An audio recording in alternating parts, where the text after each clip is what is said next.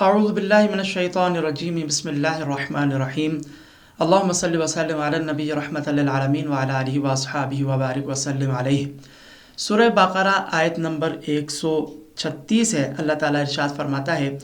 قولوا آمنا باللہ وما انزل الینا وما انزل الی ابراہیم واسماعیل واسحاق ویعقوب والاسباط وما اوتی موسیٰ وعیسیٰ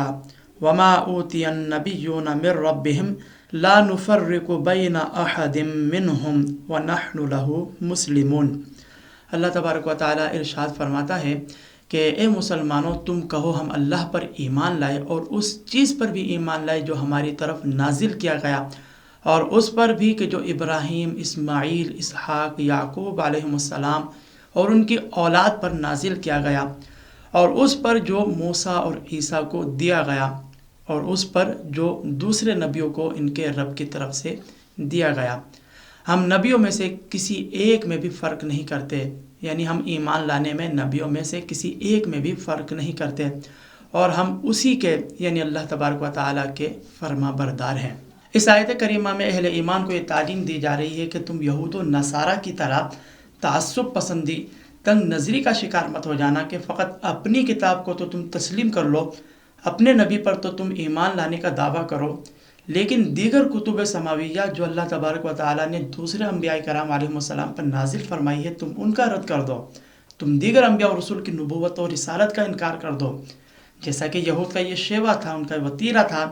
کہ یہود توریت پر ایمان رکھتے تھے، حضرت موسیٰ علیہ السلام کو تو اللہ تعالیٰ کا نبی تسلیم کرتے تھے،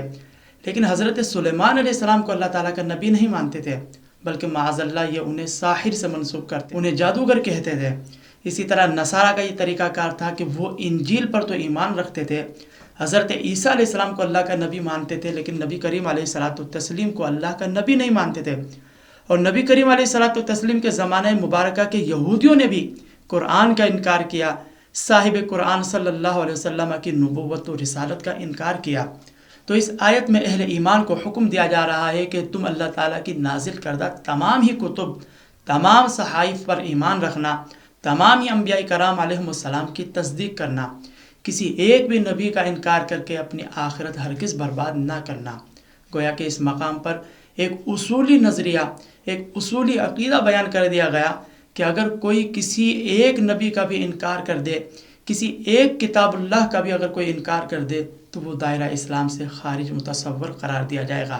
اور الحمدللہ یہ مسلمانوں کا طریقہ کار ہے کہ مسلمان نہ صرف قرآن پر، صاحب قرآن پر ایمان رکھتے ہیں، بلکہ سرکار دو عالم علیہ الصلاۃ والتسلیم کی تشریف آوری سے پہلے جتنے بھی انبیاء کرام علیہم السلام اس دنیا میں جلوہ گر ہوئے، جتنی بھی کتب و صحائف اور احکام شریعت نازل ہوئے، ان سب کو حق مانتے ہیں، کسی کا انکار نہیں کرتے۔ ہاں اتنا ضرور ہے کہ سابقہ کتب کے احکام پر اب عمل نہیں، کیونکہ اولاً تو ان میں تحریفات کی جا چکی ہے، اور دوسری بات یہ کہ قرآن کریم نے ان کے احکام کو منسوخ فرما دیا ہے،